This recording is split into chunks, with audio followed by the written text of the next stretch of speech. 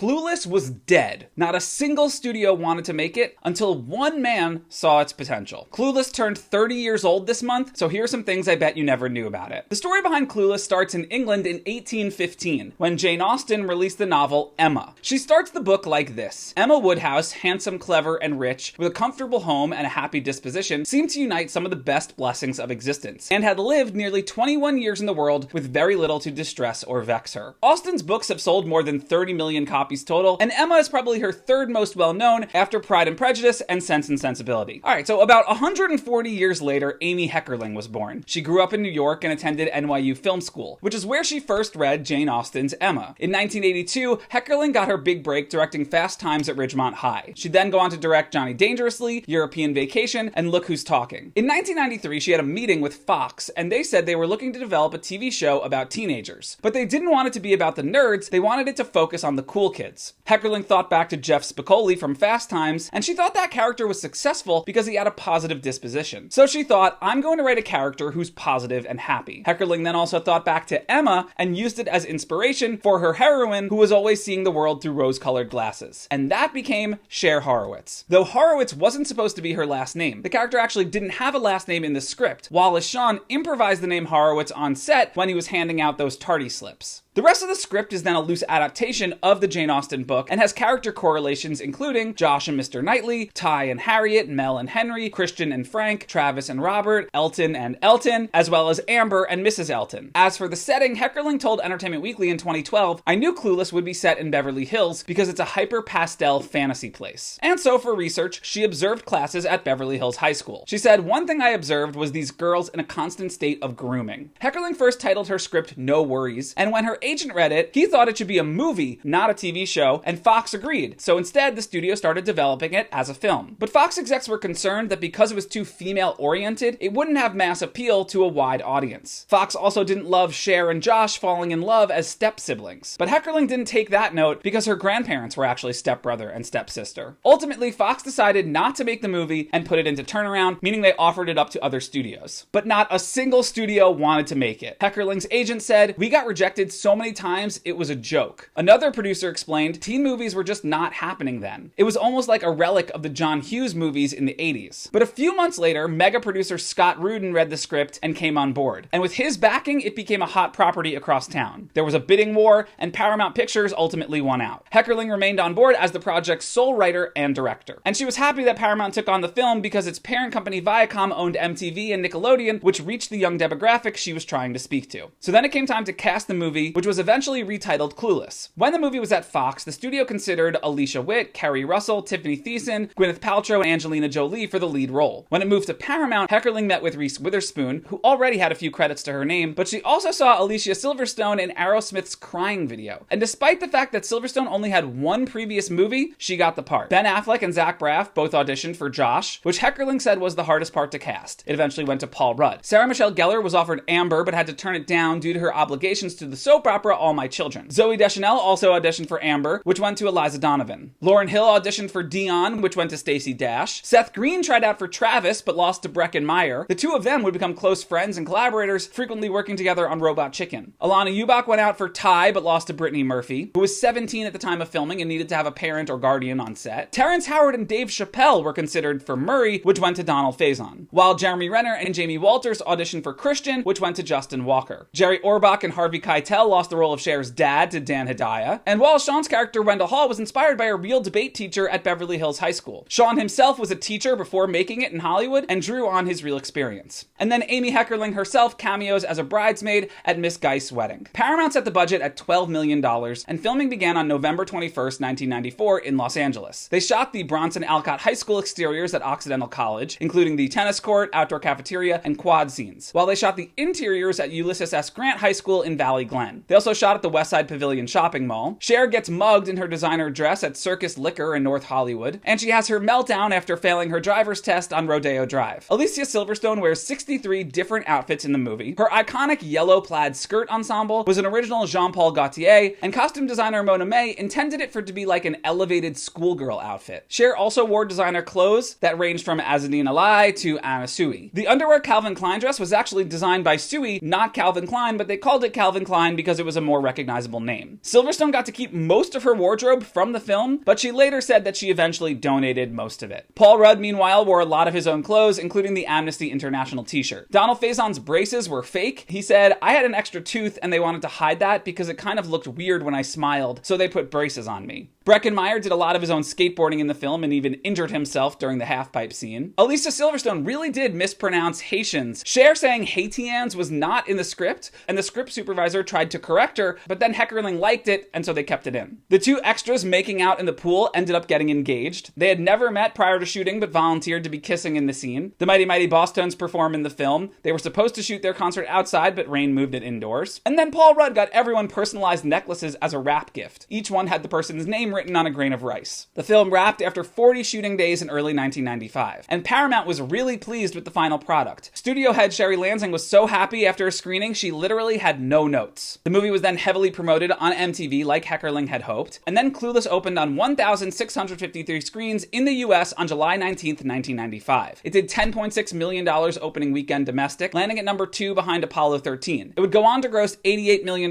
worldwide total, which is more than 7 times its budget, making the movie a surprise sleeper hit. Critics were mostly favorable. Today, 82% of the 125 reviews assessed by Rotten Tomatoes are positive, though audiences gave it a B+ cinema score in theater exit polls. The movie won Best Screenplay at the National Society of Film Critics Awards, and Alicia Silverstone won Breakthrough Performance from the National Board of Review. Clueless was also nominated for 4 MTV Movie Awards, and Silverstone took home Best Female Performance and Most Desirable Female. The movie's success catapulted Alicia Silverstone into fame. After the movie, she signed a $10 million multi-picture deal with Sony's Columbia TriStar Pictures. The movie's soundtrack was extremely popular, going gold in its first year and eventually going platinum. And while I don't have home video sales information, I can tell you that the 2005 special edition DVD includes an instructional bonus segment that teaches you how to play Suck and Blow. Clueless would go on to achieve cult classic status and have a lasting legacy. In 2008, Entertainment Weekly named it number 42 of the 100 best movies of the previous 25 years. In 2015, EW named it number 7 of the 50 best high school movies. The city of Beverly Hills has embraced the film. It held an outdoor screening in La Cienega Park on July 19th, 2025 to mark its 30th anniversary, and the mayor of Beverly Hills officially declared the date Clueless Day. The movie became often quoted and reignited Valley Girl slang across the country. It also had a huge impact on fashion. Donatella Versace's fall 2018 collection was influenced by Clueless. Iggy Azalea and Charli XCX's 2014 music video for Fancy was one big Clueless homage, which led to Alicia Silverstone performing the song in Cher's outfit on Lip Sync Battle in 2018. The movie's been referenced in Killing Eve and a 2020 Discover card commercial. In 2023, Silverstone reprised the role for a Super Bowl ad. The movie's had a series of spin-off books from 95 to 1999, a comic book adaptation in 2017. There was a Clueless CD-ROM game in 97, followed by another PC game in 2009. And also, almost immediately after the movie's release, Paramount wanted a TV spin-off. So it all came full circle with Heckerling developing a sequel series in 1996. Silverstone and Rudd did not return as their movie careers were taking off, so Rachel Blanchard took over the role of Cher. But Stacey Dash, Donald Faison, Elisa Donovan, Wallace Shawn, and Twink Kaplan did return as series regulars, while Julie Brown, Brittany Murphy, Breckenmeyer, and Paul Rudd did eventually guest star, but sometimes as different characters. Melissa Joan Hart also appeared in a crossover episode as Sabrina the Teenage Witch. The Clueless show ran for 1 season on ABC starting in 1996, and then another 2 seasons on UPN, ending in 1999. Starting in 2019, there were talks of a drama series adaptation of the movie. Development seemed stalled for a while, but in April 2025, it seemed back on at Peacock, with Alicia Silverstone potentially reprising Cher. In 2018, Heckerling turned the movie into an off-Broadway jukebox musical. Dove Cameron played Cher, and the show featured pop songs from the 90s. And then in February 2025, a new stage musical adaptation opened in London. Heckerling again wrote the script, but it's got all new original songs by KT Tunstall and Glenn Slater. Thanks for watching this video. If you've made it to the end, drop an as if in the comments. And for more deep dives in pop culture news, subscribe to my newsletter.